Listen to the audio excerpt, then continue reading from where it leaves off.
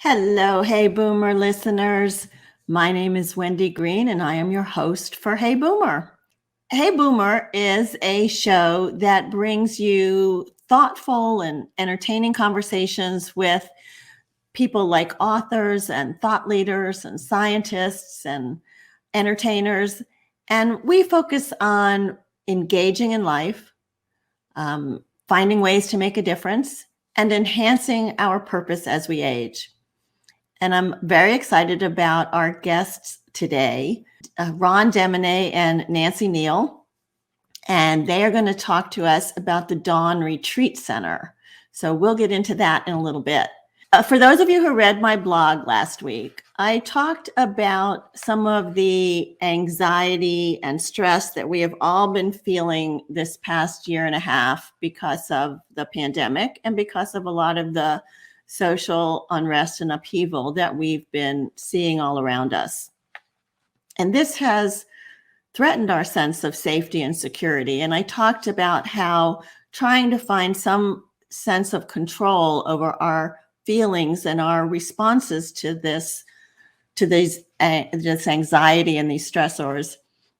It's a lot of individual work, and it's something that we try to manage the best that we can. But there's also a lot of power in the sense of community. And when we can be in community with like-minded people, people that we feel safe with, people that we feel loved by and that we love, we can enhance that sense of safety and security by surrounding ourselves with that. And my wish for you all is that you will be able to find those people and that love and sense of safety and security in this upcoming holiday week and going into the new year. And part of what we will talk about today with Ron and Nancy about the Dawn Retreat Center will be how to find some of that inner peace, that inner harmony, and find that not only in ourselves, but in nature, in the world around us. So I'm very much looking forward to that conversation.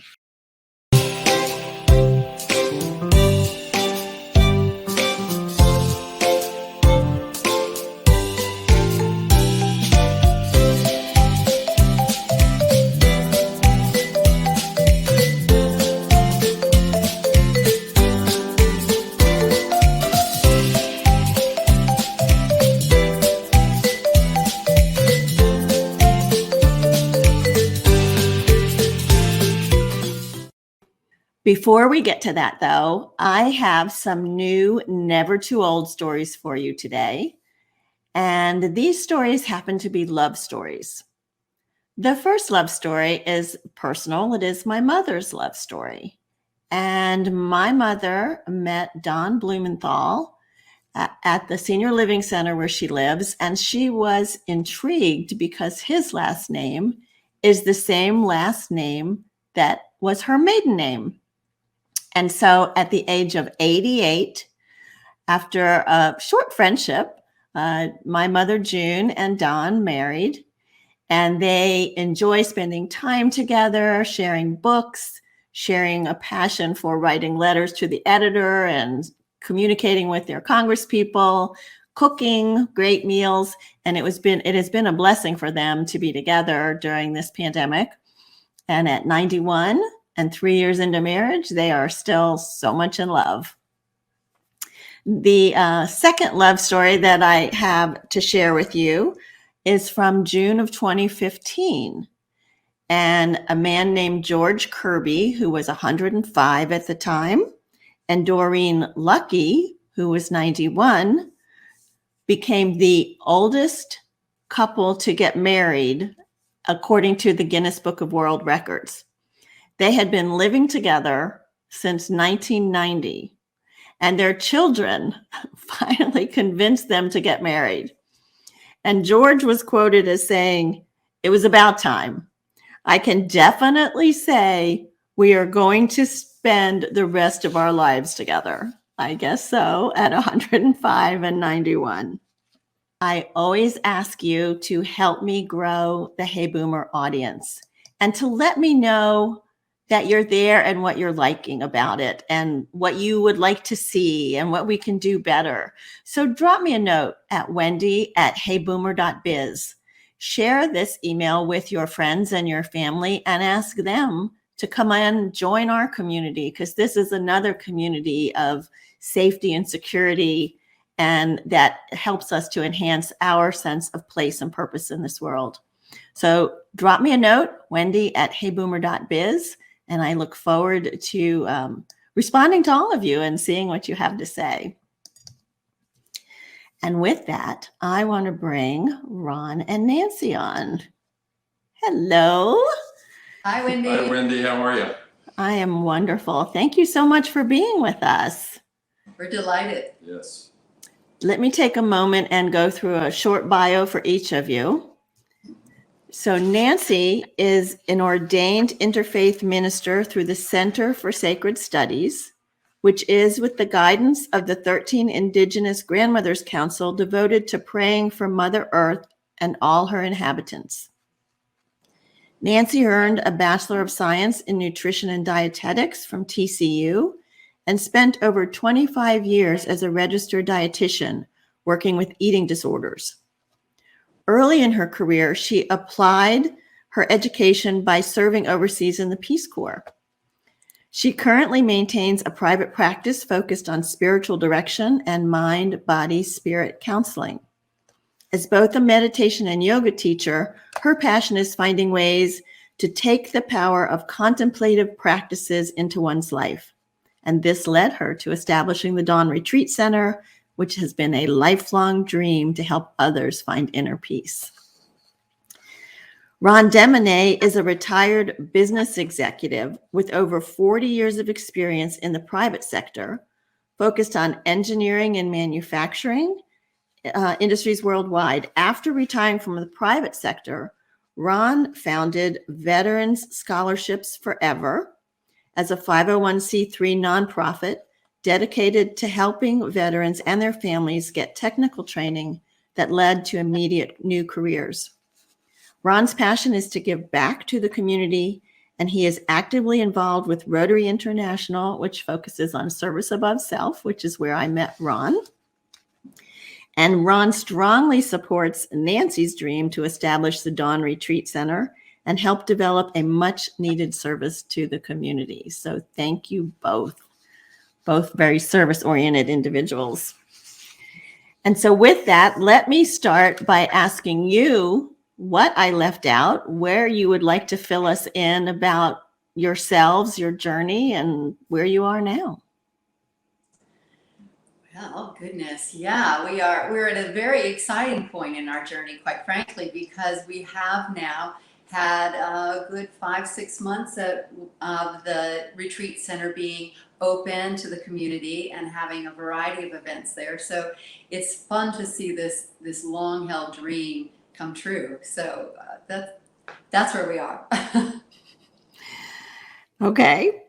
And so let's start with your private practice, Nancy. So you said in your bio that you sent me that you focus on spiritual direction and mind, body, spirit counseling.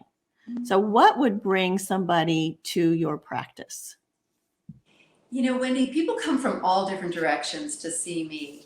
Many of them come from working a spiritual program like the 12 Steps in Alcoholics Anonymous, and they've already been steeped in some sort of tradition like that, and they are now at a place either in their recovery or their own journey where they're wanting more, and they're wanting to explore other practices, other ideas, other theology.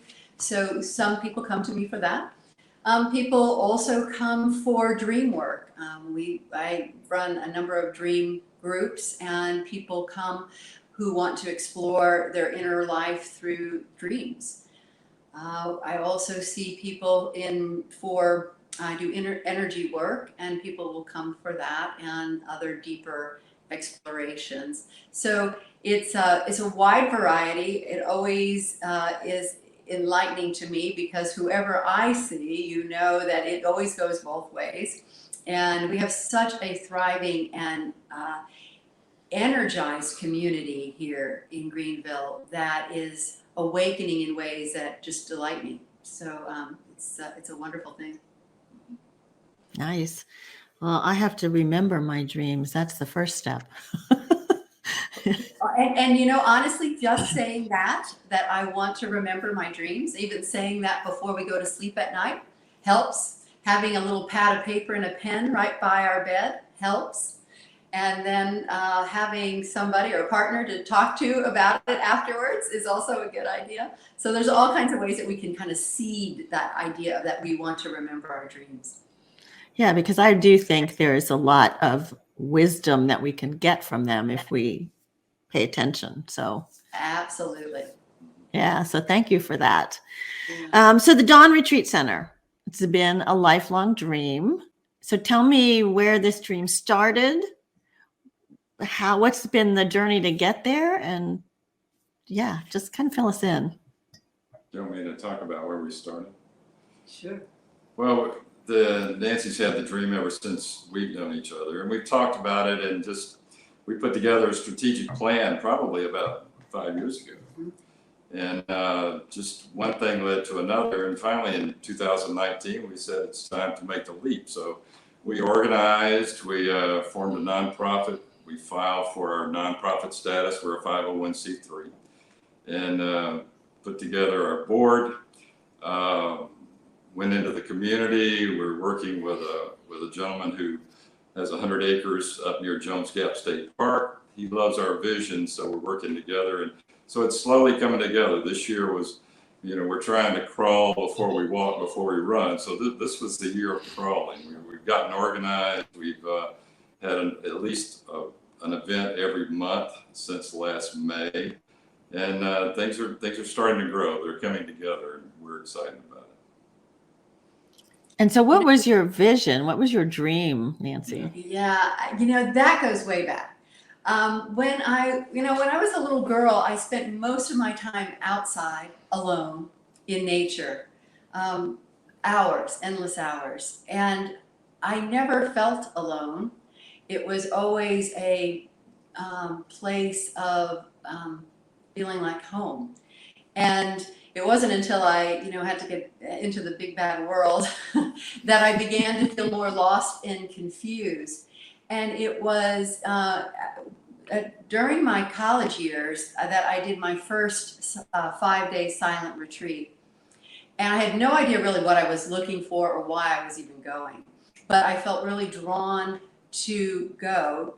And, the first couple of days I thought I was going to lose my mind, which I learned later that was the whole point. But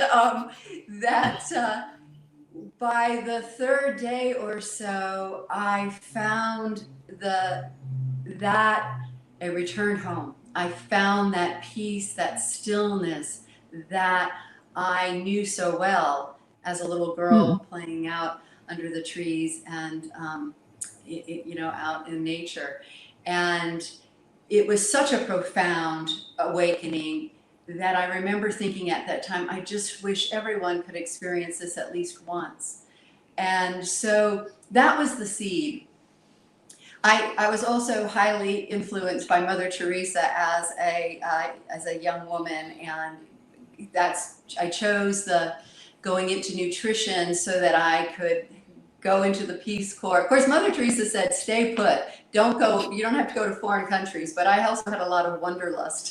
So I wanted to see the world and join the Peace Corps. And it's interesting too that experience was less about me feeding the hungry, and more about, again, being in awe of Mother Nature in this beautiful island nation that I was sent to, the Seychelles. So that too sort of continued to spark that connection, to find that still small voice within. For me, it helped to be in nature in whatever form that took. So then I, come back to the States, and St. Francis Hospital had just started a brand new eating disorder unit, and I was hired to work there. So I like to say I went from the body and the focus on the body and nutrition and health in that way to the mind with the psychological issues with the eating disorders.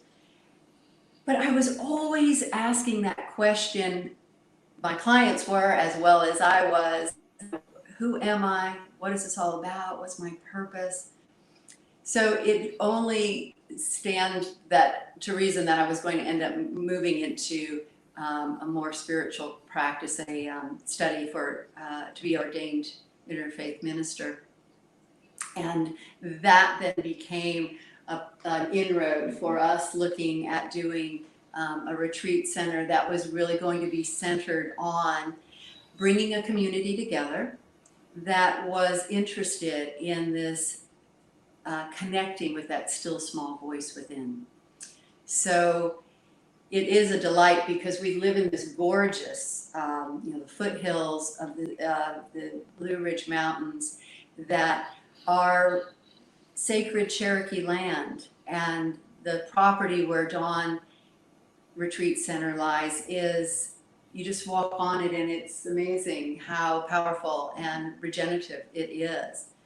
And the owner of the property will tell you that he credits the land for helping him to heal from his illness. And we suspect that it has that power for many people. So that's the other delight that we find in opening this center for others to come. Whether they've ever done contemplative practices or not, they can begin to find some tools to start with, and some others who are exploring this as well, and allow themselves to touch into something perhaps that they too had when they were young and have maybe lost over the years.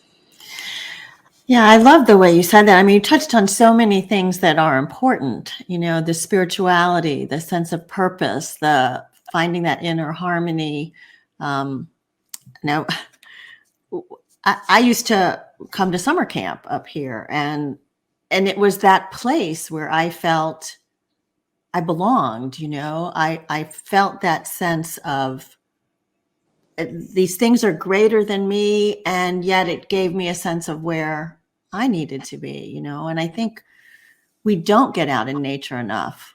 So, and you must have lots of ideas for programs. I know you have one coming up. I'm going to share that, but if you'll talk a little bit about that and some of the ideas for the programs where you want to take this, that would be great. We have had such a wonderful response already. We began with doing a half-day mini retreat, we called it, and we gathered a huge number of people. And this was even with COVID, but we were able to do it outside with socially distant. And we began with a meditation. And then we invited all of the participants to walk the land. And as Ron said, we have 100 acres there. And it's easy for a large group to wander the property and feel again able to find some stillness and silence. So we had them walk the property and gather up natural elements like pine cones and leaves and feathers and that sort of thing, and invited them to create what we called an earth altar, to stop and find a space and create, in whatever way they felt so moved, a simple offering to the earth, or they could dedicate it to whoever or whatever that they wished. And of course, we also are practicing the art of impermanence as we leave these altars to be reabsorbed into the earth, as just a little thank you for our time there. We encouraged everyone to take photos of them, and we gathered afterwards and shared our experiences in those photos. And I have to tell you, people said afterwards, this was, especially with the COVID, they said this was some of the first times that they had felt at peace in months. So it was very gratifying. And we've done a variety of other events. Ron got to create his very first labyrinth with using 350 luminarias. How was that, Ron? It was a lot of work, but real work. The engineer in you came out, huh? Yes, Absolutely. It was done to perfection. Never mind that it did slightly rain a little bit prior to everybody walking it. But that too was a powerful event that we were honoring our ancestors. And again, in respect to COVID, many people who walked the labyrinth wrote names of people who had been lost to them, who died in these past couple of years, either to COVID or in other ways. So it was just a really powerful way to as a community, acknowledge our losses and our grief and be together. And we need that. And so you have this event coming up, December 5th? Yes. And what is that going to be? We call that the Meditation in the Mountains. And this is an offshoot of a program that Ron and I were doing here at our office, which was Bowing Head to Heart. And the concept behind that was bringing a community together to teach a variety of ways to quiet our mind and listen to that still small voice within. So we we did I don't know, 10, 12, 15 times of different ways of meditating. And so our Meditation in the Mountains is an extension of that. We do it once a month on Sundays from 10:30 till noon. And we do it outside. So this one's going to be perhaps a little chilly, but we'll do it partly in stillness and seated, and then partly walking the property. And I think it will be fabulous to see how the trees have changed and the leaves have fallen and what that brings to our meditation practice. Yeah, so those of you who are local to the area, it's free. You can go ahead and RSVP, and you can also just go sign up for their email so you know what's going on. So when you come and visit in this area, you can check out the Dawn Retreat Center. So coming up, 2022, you are ready to hopefully be able to fully open. What are your plans for 2022? Well, one of the things that we hope to do soon is to offer these silent retreats that you could come for a 2, 3, 4, 5-day retreat. And those would be structured such that you would have an opportunity to meet with someone who would, probably me, to guide you in moving into something like a silent retreat. Most people have not done something like this, and so it's helpful to have some guidance and to kind of know what to expect. I've asked all of our board members to do a silent retreat this year, and I did my retreat a month ago, and I was laughing at myself at that first day, feeling like, what do I do without having my phone connected to me constantly?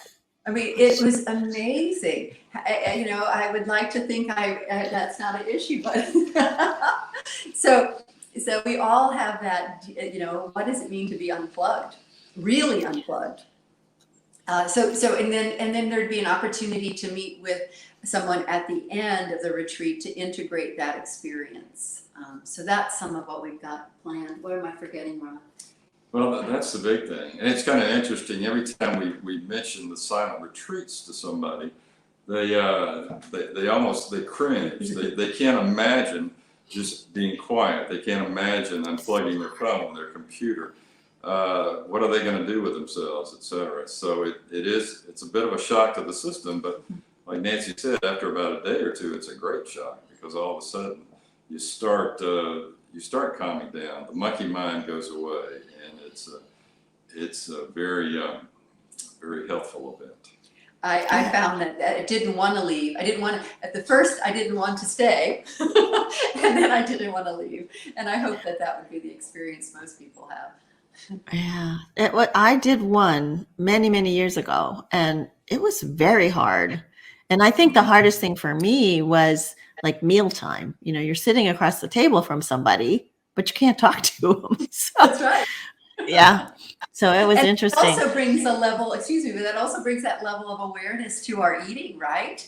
and how so often we eat without much awareness, that we just eat because that's what we do 3 times a day or more, and to bring a level of mindfulness to that whole process is powerful, isn't it? Yeah, it really is.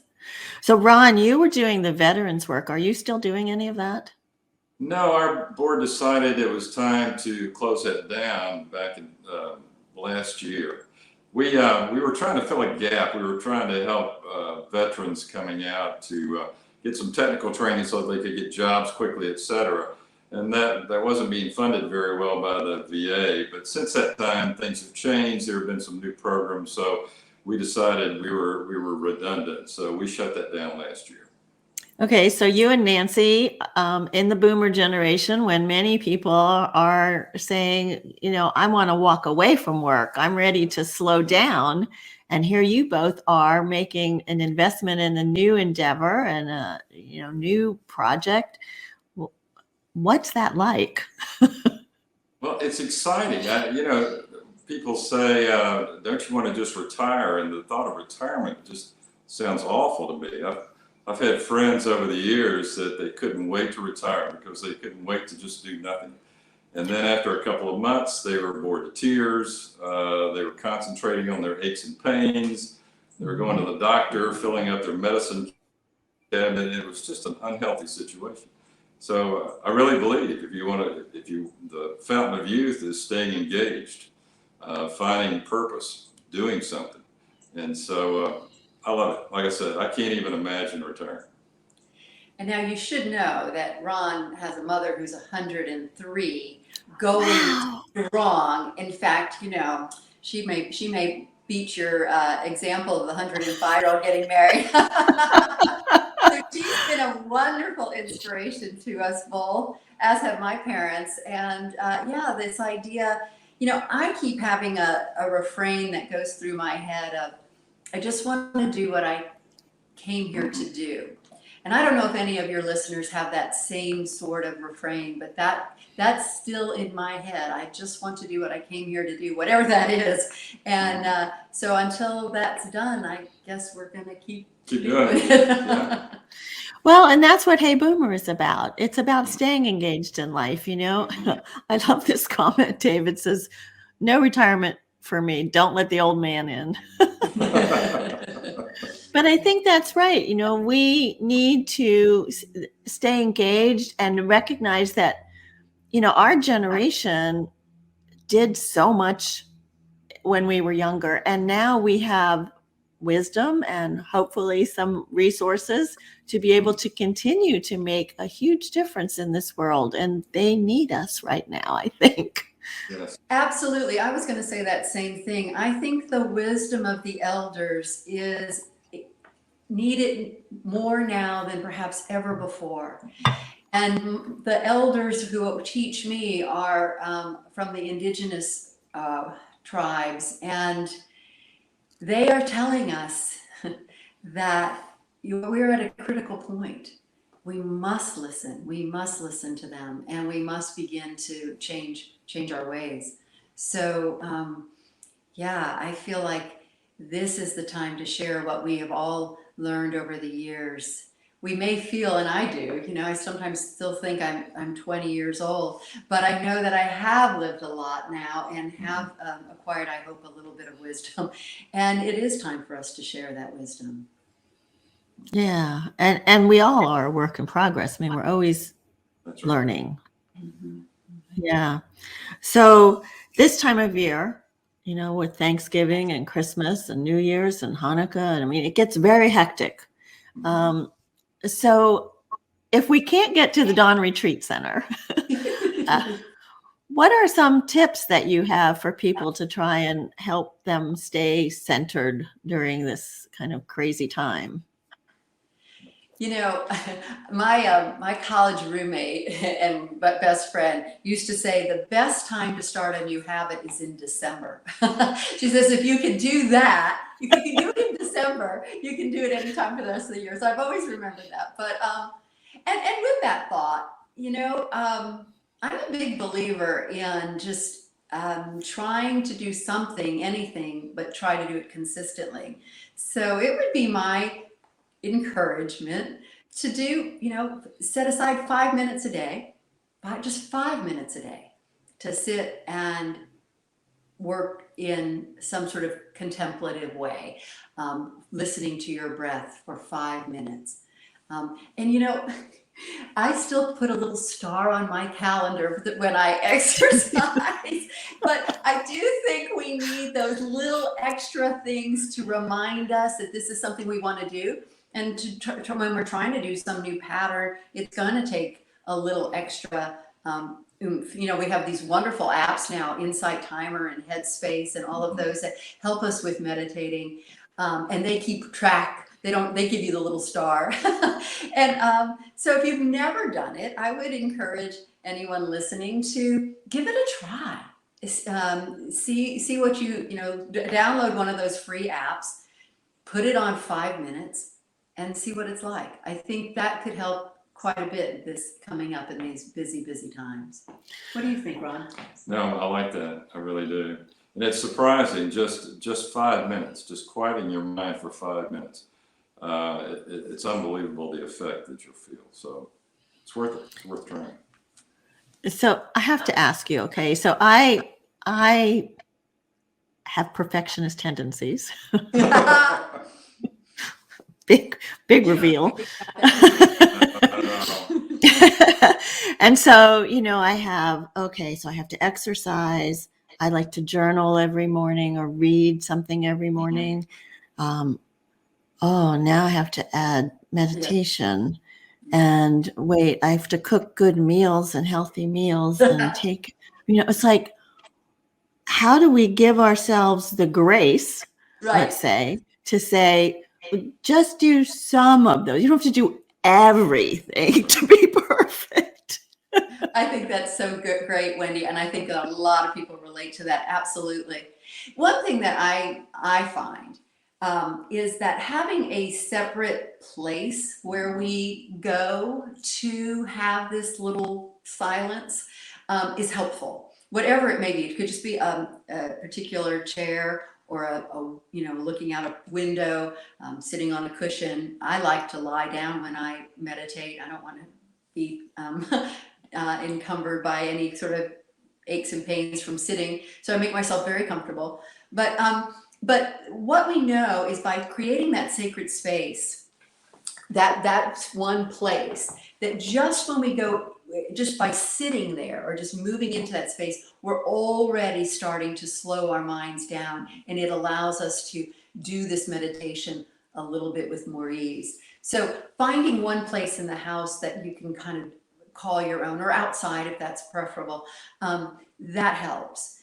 And yeah, I think the thing that shifted for me, and I will tell you, I've been meditating probably daily for about 40 years, but the thing that shifted for me was when I began to feel better and I wanted to. Instead of it being something I had to do, it became something I wanted to do. So that sometimes takes doing it consistently to see the difference. And that may be, 30 days or so before we really start to see some sort of shift. But lots of grace, because come on, we do not need, we don't need any more ways in which we feel bad about ourselves. And what about you, Ron? Have you meditated consistently for years? Well, I have, and I two things. Number one, I find that my mind is in the right place. As soon as I wake up in the morning, you're in that half asleep, half awake state. And then at night, just before I fall asleep. So I try to do my meditations, my affirmations. I try to do it in that space. And that way I feel like I've got more of a direct communication to my subconscious. And I've noticed big differences. It really works. Mm-hmm. Well, with that said, Nancy has a special treat for all of us. She has offered to do a short guided meditation prayer reading for us. So I am going to pass this to you, Nancy, and I'm actually going to take myself off the screen. So it'll be just you and Ron, and I can participate as well. Beautiful. Good. Okay, wonderful. Good. Thank you, Wendy. So again, let's not make this into something that is hard to do, but something that is enjoyable and that you're looking forward to. So I invite you now to just close your eyes gently. And if that doesn't feel comfortable, just a hooded eyelid is perfectly fine. For some of us, closing our eyes feels a little too threatening. But if you're comfortable, just close your eyes. Let's begin with a nice deep inhale. Deep inhale. And we slowly release.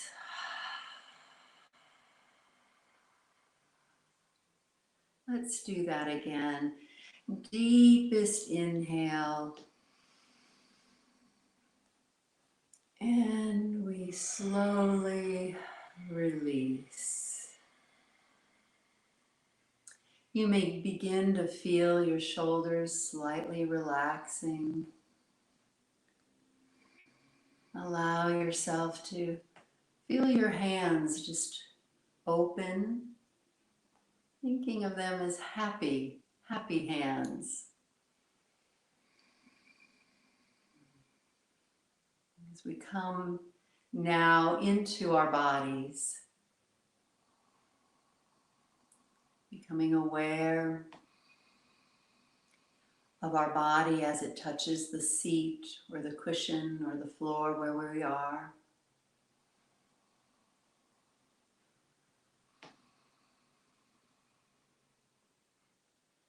And returning to our breath, just observing. Don't need to do anything special with it. Just noticing the air as it leaves our nostrils, the warmth or the coolness at our nose. We may notice our chest and our belly moving as we breathe. Again, no need to alter anything, just watching, observing.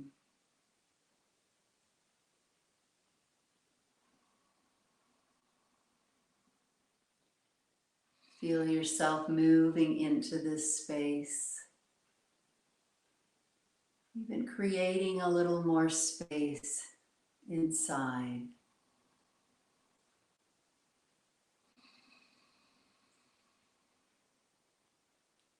Allow this breath to be as it is, to be an anchor. And as our thoughts come, and they will, we come back to the breath, observing perhaps the very beginning of the inhale and watching it all the way until the very beginning of the exhale.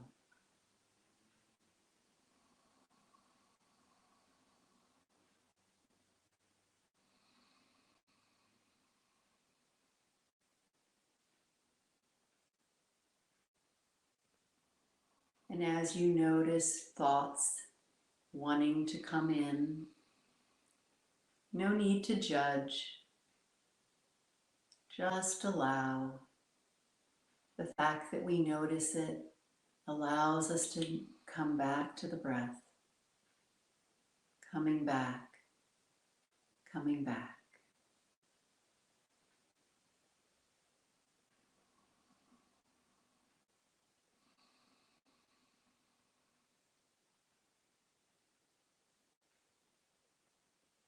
You might even experience a moment of gratitude as you realize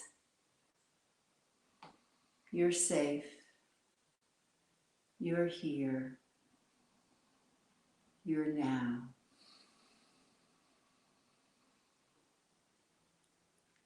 I invite you to just continue to stay in this space as I share with you A prayer of the Ute tribe of North America.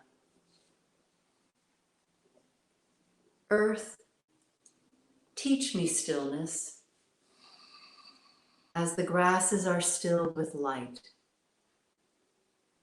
Earth, teach me suffering as old stones suffer with memory. Earth, teach me humility as blossoms are humble with beginning.